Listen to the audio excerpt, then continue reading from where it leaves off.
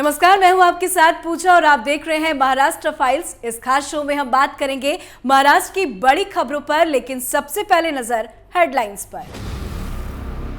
मनसे प्रमुख राज ठाकरे के खिलाफ पुलिस ने दर्ज की एफआईआर। औरंगाबाद रैली में धार्मिक भावनाएं भड़काने के आरोप में धारा 153A के तहत हुई कार्रवाई।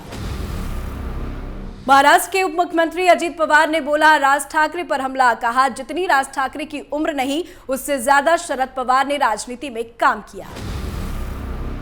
महाराष्ट्र सरकार के मंत्री नवाब मलिक की बिगड़ी तबीयत। जेजे अस्पताल के आईसीयू में कराया गया भर्ती। लो ब्लड प्रेशर और बुखार की थी शिकायत। महाराष्ट्र में गर्मी ने बरपाया सितम। लू ने ली अब तक 25 लोगों की जान। 375 हीट स्ट्रोक के मामले हुए दर्ज। टूटा 100 साल का रिकॉर्ड। अल्लू अर्जुन और अक्षय के बाद केजीएफ के स्टार यश ने भी पान मसाला ऐड से किया इनकार। ठुकराई करोड़ों की डील। हेडलाइंस के बाद अब रुक करते हैं खबरों की। हमारी पहली खबर महाराष्ट्र नवनिर्माण सेना प्रमुख राज ठाकरे से जुड़ी हुई है। राज ठाकरे के खिलाफ पुलिस ने एफआईआर दर्ज कर ली है। औरंगाबाद में हुई रैली को लेकर उन पर धार्मिक भावनाओं को भड़काने के आरोप में आईपीसी की धारा 153A, 116, 117 के तहत कार्रवाई की गई है, जिसकी जानकारी डीजीपी महाराष्ट्र रजनीश सेठ ने मुख्यमंत्री उद्धव ठाकरे को भी दे दी है। आपको बता दें कि औरंगाबाद में 1 मई को हुई रैली के दौरान राज ठाकरे ने सरकार को चेतावनी देते हुए कहा था कि 3 तारीख को तो हम कुछ नहीं कर रहे, लेकिन 4 तारीख को चुप नहीं बैठेंगे। 3 मई तक लाउडस्पीकर नहीं हटाया जाता है तो 4 मई को वो मस्जिदों के सामने लाउडस्पीकर पर हनुमान चालीसा का पाठ करेंगे। अब इसी मामले में पुलिस ने उनके खिलाफ एफआईआर दर्ज कर ली है। अब उनकी कभी भी गिरफ्तारी की जा सकती है। दरअसल इस एफआईआर के साथ ही उनके खिलाफ एक गैर जमानती वारंट भी जारी है। आपको बता दें कि साल 2008 में रेलवे भर्ती में मराठी लोगों को प्राथमिकता देने की मांग को लेकर राज ठाकरे ने एक आंदोलन किया था। मामले में कल्याण अदालत के आदेश पर राज ठाकरे को 2008 में गिरफ्तार किया गया था, जिससे गुस्साए मनसे कार्यकर्ताओं ने शिराला तालुका के शेडगेवाड़ी गांव में गिरफ्तारी के विरोध में प्रोटेस्ट किया। इस दौरान कुछ दुकानों को जबरन बंद करने का भी प्रयास किया गया, जिससे तनाव की स्थिति उत्पन्न हो गई थी। वहीं अंबुजगई में एसटीसी बसों को भी मनसे कार्यकर्ताओं ने निशाना बनाया था और उस पर पथराव किया। इसके बाद शिराला थाने में राज समेत 10 लोगों के खिलाफ आईपीसी की धारा 109, 117, 143 और मुंबई पुलिस अधिनियम 135 के तहत केस दर्ज किया गया था। ये केस 2008 से चल रहा है और इसमें कई बार समन के बावजूद राज ठाकरे अदालत में पेश नहीं हुए, जिसके बाद पुलिस के अनुरोध पर अदालत ने 6 अप्रैल 2022 को उनके खिलाफ गैर जमानती वारंट जारी किया। सांगली कोर्ट ने सीधे तौर पर मुंबई पुलिस कमिश्नर को राज ठाकरे को गिरफ्तार कर कोर्ट में पेश करने का निर्देश दिया है। आगे बढ़ते हैं और हमारी अगली खबर का रुख कर लेते हैं। हमारी अगली खबर महाराष्ट्र के डिप्टी सीएम अजित पवार से जुड़ी हुई है। महाराष्ट्र में इस वक्त सरकार वर्सेस मनसे हो रखा है। दोनों ही एक दूसरे पर लगातार आरोप लगा रहे हैं। अब इसी कड़ी में अजित पवार ने मनसे प्रमुख पर हमला बोला है। दरअसल राज ठाकरे ने अपनी औरंगाबाद रैली में कहा था कि शरद पवार शाहू, फुले और अंबेडकर का नाम लेते हैं, छत्रपति शिवाजी महाराज का नाम नहीं लेते। उन्हें हिंदू शब्द से एलर्जी है। इसके जवाब में अजित पवार ने कहा कि हमारी नस नस में छत्रपति शिवाजी हैं। शरद पवार सिर्फ छत्रपति शिवाजी का नाम नहीं लेते, उनके विचारों पर चलने का काम करते हैं।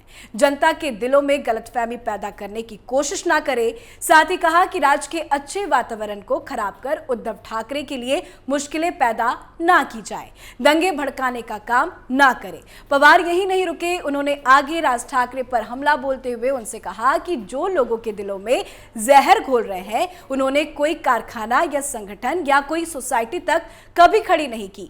दूध संघ या शुगर मिल नहीं तो कोई खरबूज तरबूज तक की कोई संस्था खड़ी की। अरे खुद का कुछ नहीं किया, कभी किसी को ऐसा कुछ करने के लिए मदद की। किया धरा कुछ नहीं, बस तालू से जीभ मार दी। ये सब करने के लिए अक्ल लगती है, उपद्रव करने के लिए अक्ल नहीं लगती। आगे कहा कि जितनी राज ठाकरे की उम्र है उससे कहीं ज्यादा शरद पवार का राजनीति में काम है। महाराष्ट्र के मुख्यमंत्री रहे, देश के कृषि मंत्री रहे, आपने क्या किया अब तक? कभी मेरी नकल, कभी उनकी नकल, पता ही नहीं चलता। नकलबाजी करते हैं कि भाषण देते हैं। वहीं राज्य के अल्टीमेटम पर ओवैसी ने भी तीखी प्रतिक्रिया दी है। उन्होंने अघाड़ी सरकार से सवाल किया कि एक व्यक्ति औरंगाबाद की एकता को बाधा पहुंचाएगा क्या? महाराष्ट्र में शिवसेना की सत्ता है। मुख्यमंत्री उद्धव ठाकरे को अपने भाई के खिलाफ कार्रवाई नहीं करनी है। महाराष्ट्र को दिल्ली बनाना है क्या? एनसीपी क्या कर रही है? महाराष्ट्र बड़ा है कि कोई शख्स बड़ा है? नवनीत राणा पर कार्रवाई हो सकती है तो राज ठाकरे पर कार्रवाई क्यों नहीं हो सकती? उन्हें जेल में डालिए, उनका दिमाग ठंडा हो जाएगा। अब अगली खबर की बात कर लेते हैं। हमारी अगली खबर महाराष्ट्र सरकार के मंत्री और मनी लॉन्ड्रिंग केस के आरोप में जेल में बंद नवाब मलिक से जुड़ी हुई है। दरअसल नवाब मलिक को बुखार और दस्त की शिकायत पर जेजे अस्पताल में भर्ती कराया गया है, जहां उनकी स्थिति गंभीर बनी हुई है। ये जानकारी उनके वकील कुशल मोर ने विशेष अदालत को दी है, जिसमें बताया गया है कि जब राष्ट्रवादी कांग्रेस पार्टी नेता के परिवार के सदस्य उन्हें घर का खाना देने गए तो उन्हें बताया गया कि मलिक को जेजे अस्पताल में भेज दिया गया है। लीक का इलाज अस्पताल के आईसीयू में चल रहा है। मोर ने अदालत को यह भी बताया कि मलिक पिछले 3 दिन से बीमार थे और उनकी हालत बिगड़ी हुई है और उनकी स्थिति गंभीर है। इसके साथ ही वकील ने अपील की कि मलिक को एक निजी अस्पताल में भर्ती कराया जाए, क्योंकि जेजे अस्पताल में कई चिकित्सा जांच सुविधाएं उपलब्ध नहीं है। वहीं मामले की जानकारी देते हुए जेजे अस्पताल के चिकित्सा अधीक्षक संजय सुरसे ने बताया कि मलिक को सुबह 10 बजे अस्पताल में भर्ती कराया गया था। उन्होंने पेट खराब होने की शिकायत की और उनका ब्लड प्रेशर लो था। वो आईसीयू में निगरानी में है और उनकी हालत फिलहाल स्थिर बनी हुई है।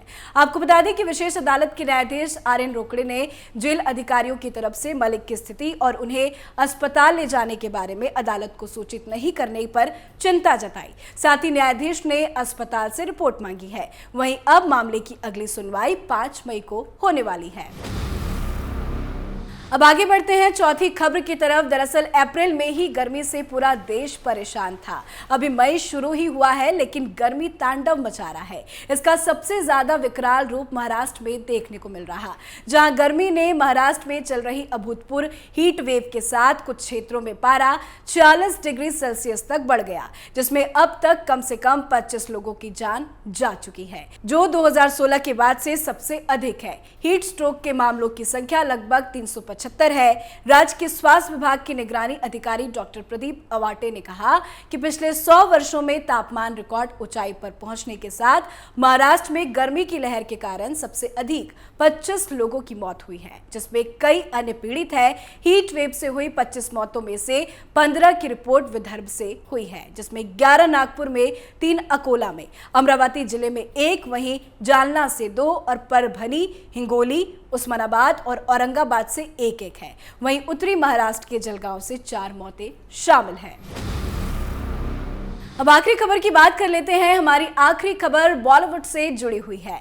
कन्नड़ फिल्म केजीएफ और केजीएफ 2 में अपने चार्मिंग लुक से अभिनेता यश ने न जाने कितने लोगों का दिल जीता है। अपनी फिल्मों से खूब वाहवाही लूट रहे अभिनेता यश ने अब एक ऐसा कारनामा कर दिखाया जिसके लिए उनकी काफी ज्यादा तारीफें हो रही है। यश ने पान मसाला और इलायची ब्रांड के विज्ञापन को करने से साफ साफ इनकार कर दिया है। बताया जा रहा है कि ये डील करोड़ों रुपए की थी, लेकिन फिर भी अभिनेता ने पान और इलायची ब्रांड के लिए विज्ञापन करने से इनकार कर दिया। यश के कामकाज की जो मैनेजमेंट एजेंसी संभालती है, उससे इस खबर की पुष्टि की गई। तो ये थी महाराष्ट्र से जुड़ी 5 बड़ी खबरें महाराष्ट्र फाइल शो में। आज के लिए बस इतना ही। कल हम आपसे कुछ और नई खबरों के साथ मुलाकात करेंगे। तब तक के लिए देखते रहिए कैपिटल टीवी। नमस्कार।